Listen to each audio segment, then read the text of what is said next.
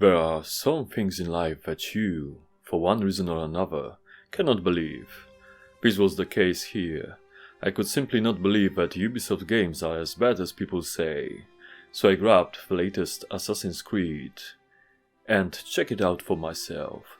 And boy, oh boy, I was in shock. To say it's bad would be an understatement. I uninstalled the game after around 5 hours with it, and I was about to scratch the whole review and delete my notes, when it struck me. I need to warn all the other fools like myself about this game, so they don't get tempted when it's on sale or something like that. I'm gonna try to keep my cool with this one, but all I want to do is scream and howl to the sky, for it is as painful to write as it is to play. Let's get on with a review, shall we? Starting with the story, as it is quite simple. This time around we animate character of Basim, street thief that becomes part of shadowy assassin organization. Action of this title takes place in Baghdad. The whole starting section explains nothing to people who never played any Assassin's Creed game before. It tells you nothing of Animus and the whole concept of embodying your ancestors. I guess it doesn't matter to the modern Ubisoft writers to take the whole series cohesive anymore. This was a first sign of more bad things to come my way. By the way, I forgot to mention that I haven't followed the whole series of those games, as I only played some Assassin's Creed games here and there as the time passed.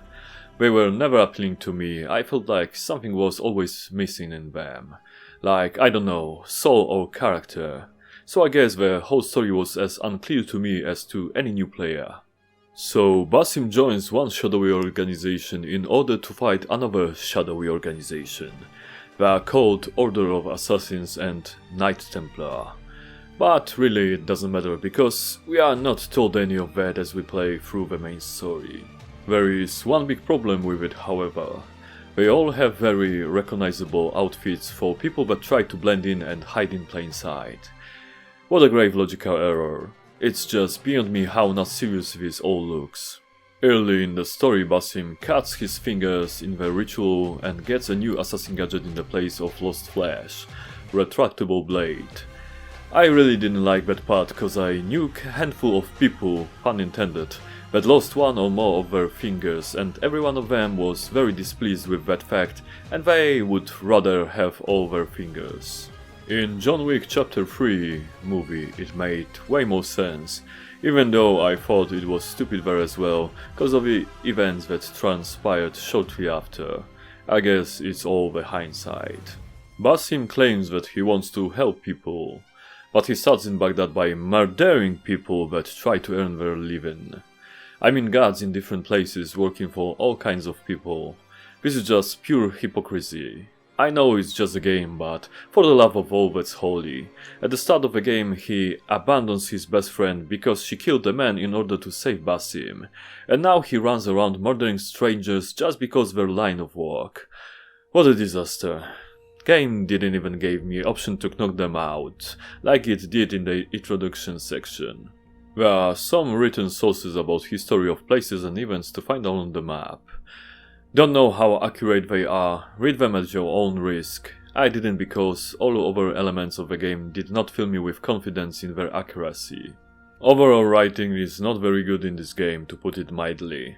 Oftentimes characters slip out sensitive information to their enemies in most ridiculous situations.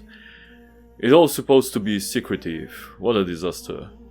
Moreover, besides Basim, we do not get to know in the first 5 hours of gameplay about other characters' motivations. We do not know what drives and motivates them, as they are as bland as meal in labor camp.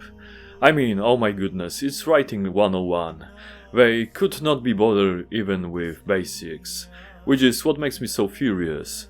It is not even the fact that it's all on very low level, it's just the evident lack of trying. It is very disrespectful to players and to people who fund the development of crap like this. Okay, we get it. The story and writing is bad, but we heard the gameplay was good in those Assassin's Creed games, I hear you say. Oh gosh, oh geez, I wish it was the case, but no, it's even worse if you can believe it. Starting with my favorite part, combat. It is beyond awful and I don't even know how developers managed to make it so bad.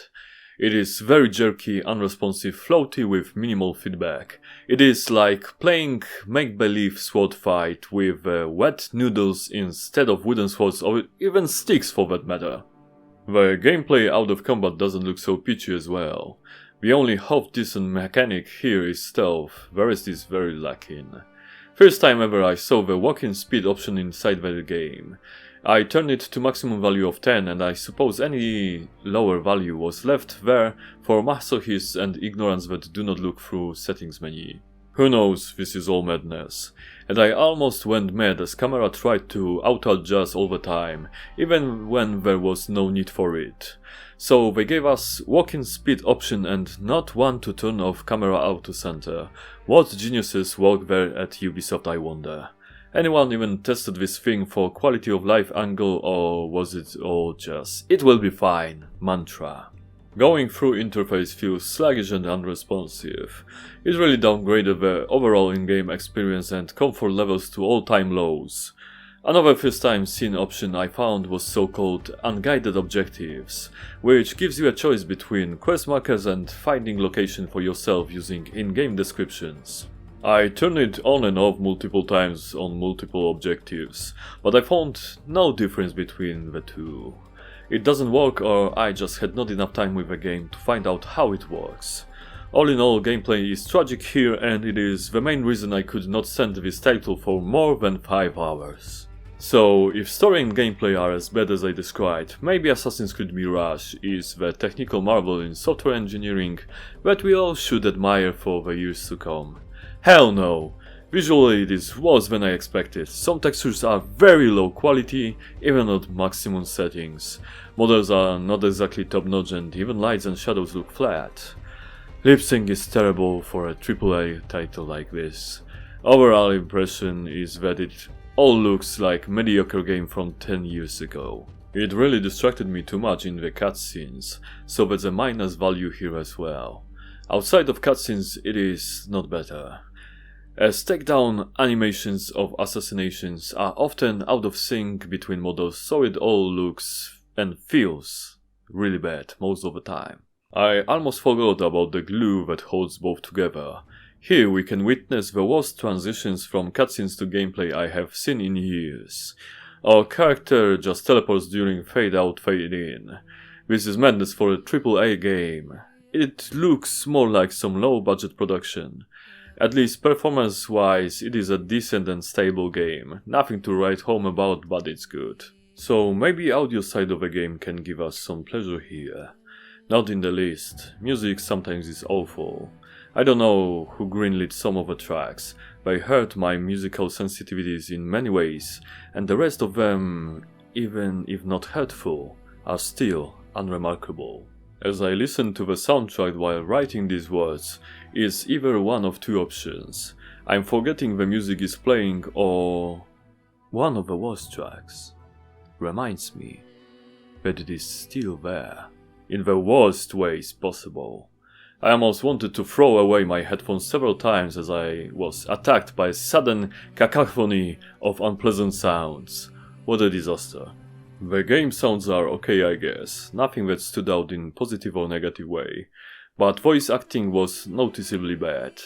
There are some well-known actors here that give voices to cast of characters, but still their voices are often time mattered, like the recording quality was not good enough, and it feels like they were paid not high enough salaries, cause they try to make decent performances, but you can hear that they didn't aim for excellence at any time.